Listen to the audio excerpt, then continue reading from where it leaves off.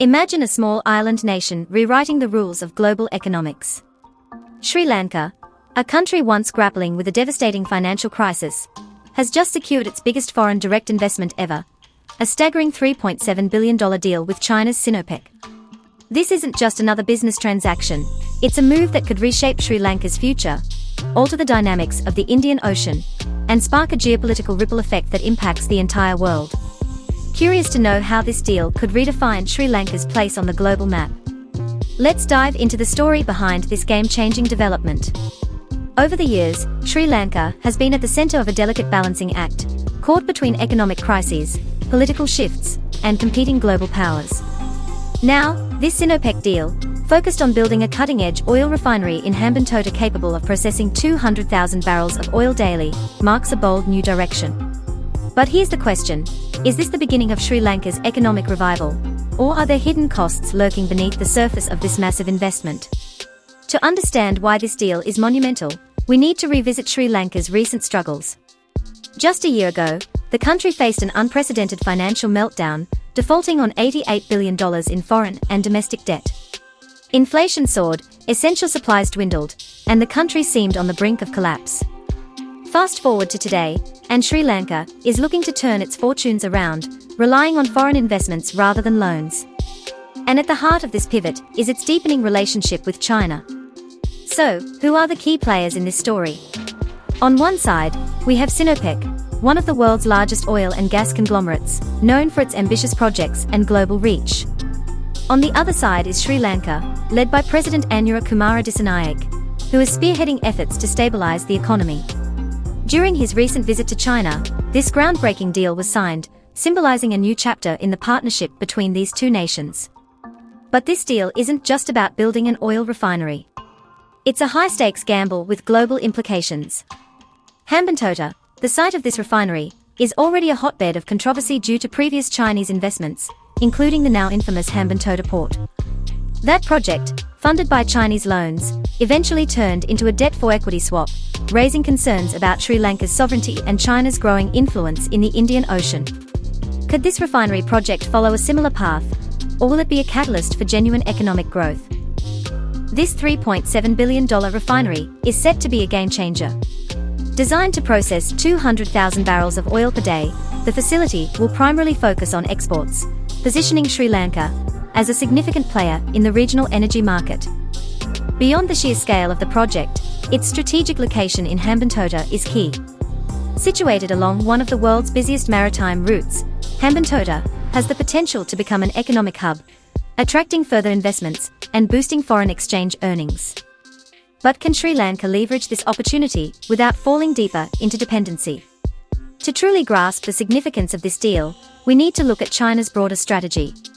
The Belt and Road Initiative, BRI, China's ambitious infrastructure and trade project, aims to reshape global trade routes. Hambantota is a critical piece of this puzzle, offering a strategic foothold in the Indian Ocean. President Xi Jinping's commitment to supporting Sri Lanka's economic development aligns perfectly with China's goals of expanding its influence in this vital region. But as China deepens its engagement, questions arise. Is this partnership a win-win, or is it part of a larger strategy to dominate the region? One of the most striking aspects of this deal is the shift from loan-based to investment-based cooperation. In the past, Chinese loans fueled many of Sri Lanka's infrastructure projects, often leading to accusations of debt dependency. This time, the $3.7 billion investment marks a new approach, focusing on shared economic growth rather than adding to Sri Lanka's debt burden. For Sri Lanka, this is a crucial step toward attracting foreign direct investment, FDI, and rebuilding its economy. But will this model be sustainable, or will it come with strings attached? There's reason for cautious optimism. According to the International Monetary Fund, IMF, Sri Lanka's economy has shown signs of stabilization, with growth projected to reach 4.4% in 2024. After enduring 4 consecutive quarters of growth driven by tourism and industrial sectors, the country is beginning to see light at the end of the tunnel. However, the IMF warns that this recovery is fragile, heavily dependent on continued reforms and successful execution of large-scale projects like the Sinopec refinery. And then there's the India factor. During Sri Lanka's financial crisis, India played a pivotal role, providing substantial financial support. Now, as Sri Lanka strengthens its ties with China, it faces a delicate balancing act. India, a regional powerhouse with strategic interests in Sri Lanka, is likely to view this growing Chinese influence with concern. How will Sri Lanka manage its relationships with these two competing giants? Can it maintain its sovereignty while leveraging support from both nations? The Sinopec refinery isn't just about Sri Lanka's economic recovery. It's a project with far-reaching implications for the Indian Ocean region. A stronger Chinese presence in Hambantota could influence trade routes, impact regional politics, and shift the balance of power.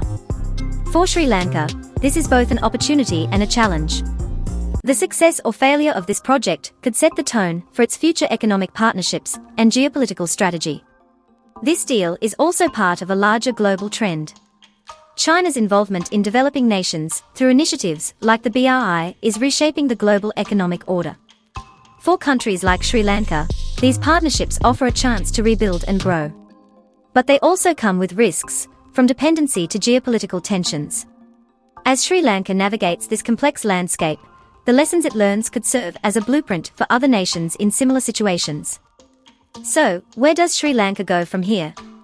Is this $3.7 billion investment the lifeline the country desperately needs? Or is it a strategic play by China to tighten its grip on the Indian Ocean?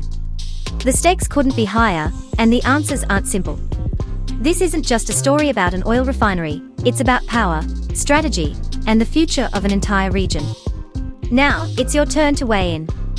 Do you think Sri Lanka can successfully leverage this historic investment to rebuild its economy? Or will this deal deepen its dependency on China and complicate its relationships with other global powers? Share your thoughts in the comments below. And if you enjoyed this deep dive into one of the most significant stories shaping our world, make sure to like, share, and subscribe. Your support helps us bring you more in-depth analyses and untold stories. Thanks for watching. Stay tuned for more content that unpacks the big stories shaping our world.